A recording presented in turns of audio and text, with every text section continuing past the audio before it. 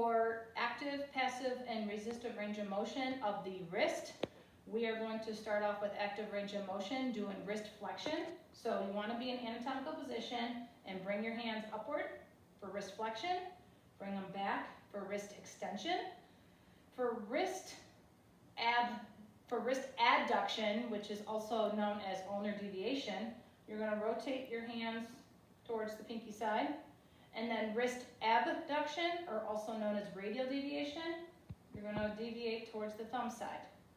Now, to do passive range of motion, his hand's going to be relaxed, okay, and I just bring him up for wrist flexion, bring him back for wrist extension, ulnar deviation or wrist adduction, and then wrist abduction, which is also called radial deviation. Now, for resistive range of motion for the wrist, okay, my proximal hand is going to be stabilizing just the distal end of the forearm, okay, anterior side.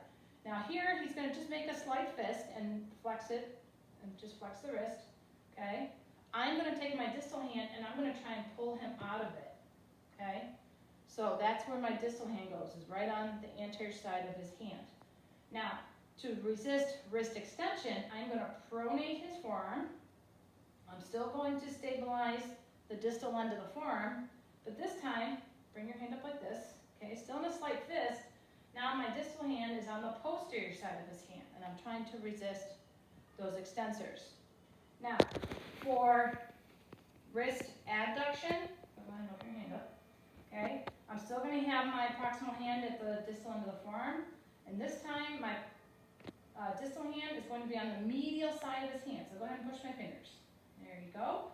And then for wrist abduction or radial deviation, same proximal segment, but now my distal hand is on the lateral side of the hand. So go ahead and push.